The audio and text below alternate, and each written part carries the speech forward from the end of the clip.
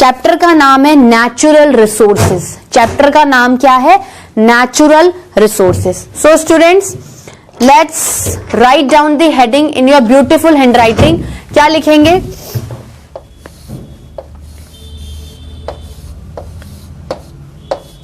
Natural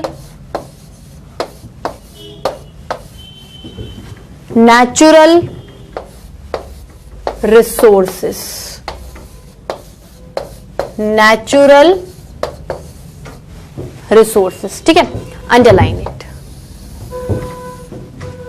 इसके बारे में आज अपन इंट्रोडक्टरी पॉइंट्स लेंगे, बहुत ज्यादा डीप में कुछ भी नहीं पढ़ेंगे। आपके हिसाब से नेचुरल रिसोर्सेस का मतलब क्या है? देखो, जब भी हम किसी चैप्टर को स्टार्ट करते हैं या किसी चैप्टर का हेडिंग लिखते हैं तो हम लोग उस चैप्टर की हेडिंग से ही बहुत कुछ चीजें समझ जाते हैं कि एक्चुअली हम बोलना क्या चाहते हैं। जब हमने टिश्यू टॉपिक पढ़ा था तो हमने कहा था कि ग्रुप ऑफ सेल्स है, मतलब एक सिनेरियो बनता है चैप्टर को पढ़ने से पहले, एक पिक्चराइजेशन होता है चैप्टर का, एक इमेजिनेशन होता है कि अगर मैं टिश्यू पढ़ने वाली हूं और टिश्यू का मतलब ग्रुप ऑफ सेल्स है तो कहीं ना कहीं सेल के बारे में ही पढ़ना है। मतलब टिश्यू से पहले आपको सेल की नॉलेज होनी चाहिए, तभी तो टिश्यू क्लियर होगा आपको। अब बात आती है नेचुरल रिसोर्सेस की। नेचुरल का मतलब होता है नेचर। नेचर मतलब प्रकृति, जो भी आपको आसपास चीजें नजर आ रही हैं। आपको आसपास क्या नजर आता है? आपको प्लांट्स नजर आते हैं, आपको माइक्रो ऑर्गेनिजम्स नजर आते हैं, आपको वेरियस टाइप्स ऑफ एनिमल नजर आते हैं, जैसे मंकी नजर आ गया, टाइगर नजर आ गया, लॉयन नजर आ गया, बर्ड्स नजर आ गई, ठीक है, छोटे मोटे कीड़े, कॉकरोच, छिपकली, जो भी क्रिएचर्स प्लांट्स और एनिमल्स की कैटेगरी में लिविंग ऑर्गेनिजम्स में इन्वॉल्व हैं, वो आपको अपने आसपास के नेचर में नजर आते हैं। अब ये तो क्या था? लिविंग थे। नॉन लिविंग चीजों का मतलब क्या होता है? जैसे आसपास आपकी हवा चल रही है, आपको नजर नहीं आ रहा, यू फील दी एयर। जब आपकी एयर बहती है, जैसे बहुत तेजी से विंड बही या धीरे धीरे हल्की हल्की हवा, कूल ब्रीज बह रही है, तो आपको एहसास हो रहा है। एयर हो गया, वाटर हो गया, सॉइल हो गया, लैंड हो गया, ये सारी जो चीजों के मैं नाम ले रही हूं, एक्चुअली ये क्या है? सोर्सेस हैं। ये क्या है? सोर्सेस हैं जो हमें किससे मिलते हैं? नेचर से मिलते हैं। ये ऐसे सोर्सेस हैं जो हमें किससे मिलते हैं? नेचर से मिलते हैं। अब देखो, ऐसे सोर्सेस जो नेचर से मिलते हैं, नाम बोला जा सकता है natural sources. But why I am using री? Why I am putting re word as a prefix just before the sources? Resources मतलब ऐसे sources जो हमें नेचर से मिल रहे हैं और उन्हें बार बार हम यूज कर सकते हैं, बार बार उन्हें रिसाइकिल करके या रीयूज कर सकते हैं। ऐसे सोर्सेज जो हमें नेचर से एक बार मिले तो वो सोर्स हुए, वही सोर्स नेचर से बार बार मिला, रिसोर्स, फिर मिला रिसोर्स, फिर मिला रिसोर्स। मतलब बार बार हम नेचर से वो चीज लेकर यूज कर रहे हैं। और ले दे के एक मैन ही ऐसा पावरफुल क्रिएचर है जो सारे सोर्सेस को अपने बेनिफिट के लिए, अपने यूज के लिए यूज करता है। चाहे आप कोई भी चीज ले लो, if you are a man, if you are a powerful creature, you have brain, you have mind, you very well know how to use the thing beneficially.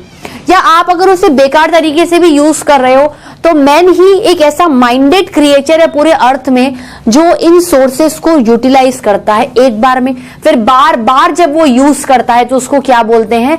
Natural resources. क्या बोलते हैं?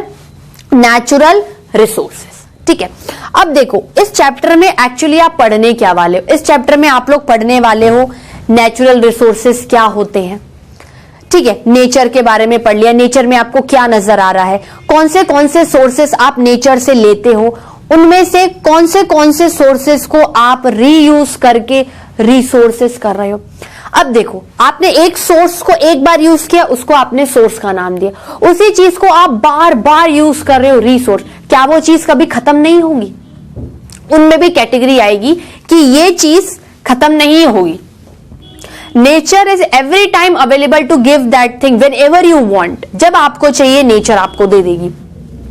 कुछ चीजें ऐसी आएंगी जो नेचर में अवेलेबल हैं, लेकिन अगर आप उन्हें बार बार एक्सेस में यूज करोगे तो वो खत्म हो जाएंगी। कुछ चीजें हैं, ठीक है, एक्सेस में यूज करी पर स्टिल नेचर वापस से उन्हें आपको दे सकता है। कुछ चीजें ऐसी आएंगी कि अगर आपने अनलिमिटेड उनका यूज कर दिया तो वो खत्म हो जाएंगी और वापस से नेचर भी उन्हें आपको प्रोवाइड नहीं कर सकती। मतलब ले दे के सारे सोर्सेस या सारे रिसोर्सेस आपको नेचर से मिलेंगे। ये जो भी सोर्सेस या फिर रिसोर्सेस हैं, आप अपने मैनकाइंड के लिए या मैन इसको अपने यूज के लिए, अपने बेनिफिट के लिए, अपनी ऑल अदर एक्टिविटीज के लिए क्या करता है, यूज करता है। आप कुछ कुछ ऐसे पॉइंट्स पढ़ने वाले हो, जैसे एयर हो गया, वाटर हो गया, लैंड पढ़ोगे, एयर वाटर लैंड पढ़ोगे। फिर आप क्या करोगे, एयर से रिलेटेड पढ़ोगे, वाटर से रिलेटेड पढ़ोगे, लैंड से रिलेटेड पढ़ोगे। अब मैं आपको कह रही हूं कि if you are using air as a source of a nature या रिसोर्स, वाटर को आप रिसोर्स यूज कर रहे हो या लैंड को, मतलब इन तीनों चीजों को आप अपने बेनिफिट के लिए यूज कर रहे हो, तो क्या ये कभी खत्म नहीं होंगी? या आप अगर इन्हें बेइंतहा या बिल्कुल बेकार तरीके से यूज करोगे तो ये आपके लिए हार्मफुल भी हो सकती है। मतलब अगर एयर में कोई अनवांटेड चीज आ गई तो एयर पॉल्यूट हो जाएगी, तो एयर से रिलेटेड आप एयर पॉल्यूशन पढ़ोगे। वाटर में कोई बैड थिंग डाल दोगे तो वाटर पॉल्यूट हो जाएगा, वाटर पॉल्यूशन पढ़ोगे। अगर आपने लैंड को खराब कर दिया तो लैंड पॉल्यूशन पढ़ोगे। मतलब सबसे पहले आपने इंट्रोडक्शन पढ़ लिया, फिर आप क्या करोगे, एक एक करके पॉइंट पढ़ोगे, एयर के बारे में पढ़ोगे, वाटर के बारे में पढ़ोगे, लैंड के बारे में पढ़ोगे, ठीक है। उसके बाद आप उससे रिलेटेड जो भी साइड इफेक्ट्स अगर उससे हो गए हैं, जैसे water pollution, air pollution, land pollution, ठीक है, देन आप अपने लिविंग ऑर्गेनिजम्स की तरफ जाओगे कि how these natural resources are beneficial to plants, या प्लांट्स इनको कैसे ले रहे हैं, या ये नेचुरल रिसोर्सेज एनिमल्स के लिए कैसे बेनिफिशियल है, एनिमल्स इनको कैसे ले रहे हैं, ठीक है। जैसे आप जनरली क्या कंसीडर करते हो प्लांट्स को? अगर प्लांट्स का एक बहुत बड़ा ग्रुप आपको कहीं नजर आ रहा है तो आप बोलोगे कि मैं फॉरेस्ट में हूं। वाटर के सोर्सेस कहां से होंगे? जैसे आप ओशियन से पानी उठा सकते हो, ट्यूबवेल से ले सकते हो, अंडरग्राउंड वाटर से ले सकते हो, रिवर, लेक्स, दुनिया भर की चीजों से आप सामान ले सकते हो, ठीक है। सॉइल हो गया। तो ये सारी चीजें, जैसे आप अपने नेचर से कोल लेते हो, पेट्रोलियम लेते हो, तो ऐसा बोलते हैं कि अगर आपने कोल को बेइंतहा यूज कर लिया या पेट्रोलियम को अनवांटेड यूज कर लिया, और अगर कोल एंड पेट्रोलियम एक बार पूरी तरीके से एक्सटिंक्ट हो गए या खत्म हो गए, तो नेचर उन्हें वापस से आपको प्रोवाइड नहीं करवा पाएगा। जैसे मिनरल्स हो गए, ठीक है। तो अभी आप इन चैप्टर में क्या पढ़ोगे? इंट्रोडक्शन पढ़ोगे, एयर वाटर लैंड पढ़ोगे, उनसे रिलेटेड पॉल्यूशंस के टॉपिक पढ़ोगे, देन आप फॉरेस्ट पढ़ोगे, सॉइल का मैनेजमेंट पढ़ोगे, वाटर का मैनेजमेंट पढ़ोगे। भाई अगर इतनी कमी है वाटर की तो मैं कैसे वाटर को मैनेज करूं, कैसे वाटर को मैनेज करूं? सॉइल से रिलेटेड पूरा मैनेजमेंट, कौन सी सॉइल में कैसा प्लांट उगाऊं तो ज्यादा से ज्यादा मुझे क्या मिले, प्रोडक्टिविटी मिले, ठीक है। तो सबसे पहले क्या करेंगे, आज इस चैप्टर के बारे में हर चीज को डीप में नहीं पढ़ेंगे हम लोग, क्या करेंगे, सिर्फ इसके कंटेंट्स लिखेंगे और नेक्स्ट लेक्चर में उस एक एक कंटेंट को उठाकर अच्छे से इलेबोरेट करके चैप्टर को स्टार्ट करेंगे, ठीक है। तो मैं सिर्फ आपको कंटेंट्स के पॉइंट उठा रही हूं, इसके आगे मैं आपको नहीं पढ़ाऊंगी।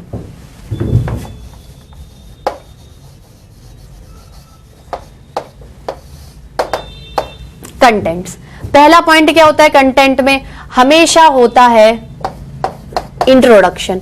इंट्रोडक्शन मतलब छोटा सा एक इंट्रोडक्टरी पार्ट कि एक्चुअली आप इस चैप्टर से समझते क्या हो, ठीक है। इंट्रोडक्शन के बाद आप पढ़ोगे रिसोर्सेस,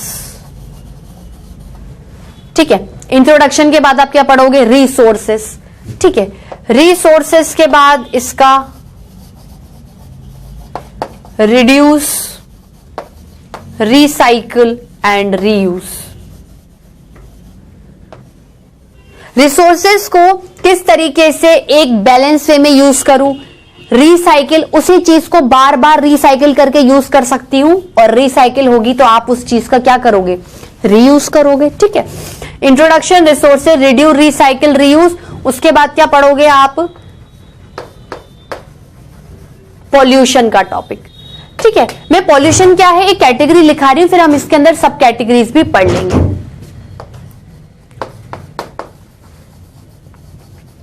फिर हम आ जाएंगे फॉरेस्ट एंड वाइल्ड लाइफ, थोड़ा सा इसके बारे में इंट्रोडक्शन लेंगे। फिर हम लोग क्या पढ़ेंगे? मैनेजमेंट। भाई इतने रिसोर्सेज के बारे में अगर आपने पढ़ लिया है तो इन रिसोर्सेज को संभाल के भी तो रखना पड़ेगा, एक प्रॉपर वे में भी तो यूज करना पड़ेगा। तो मैनेजमेंट ऑफ रिसोर्सेज। अब मैनेजमेंट में क्या, सबका मैनेजमेंट आ जाएगा, एयर का, वाटर का, लैंड का, सॉइल का, जो भी दुनिया भर के रिसोर्सेज आप पढ़ोगे उसका मैनेजमेंट आप लास्ट में देखोगे। ठीक है स्टूडेंट्स, बहुत इजी टॉपिक है, ज्यादा बड़ा टॉपिक भी नहीं है, इजी वे में समझाऊंगी, इजी वे में जल्दी खत्म करा दूंगी। तो इन कंटेंट्स को बहुत अच्छे से याद रखिएगा। Introduction, resources, reduce, recycle, reuse, pollution, forest and wild life, management of resources. ठीक है स्टूडेंट, तो आज का लेक्चर मैं यही ओवर करती हूं। इसके बारे में मतलब इस चैप्टर को प्रॉपरली हम कल से स्टार्ट करेंगे, नेक्स्ट लेक्चर से स्टार्ट करेंगे। Okay students, till then bye bye, have a nice day.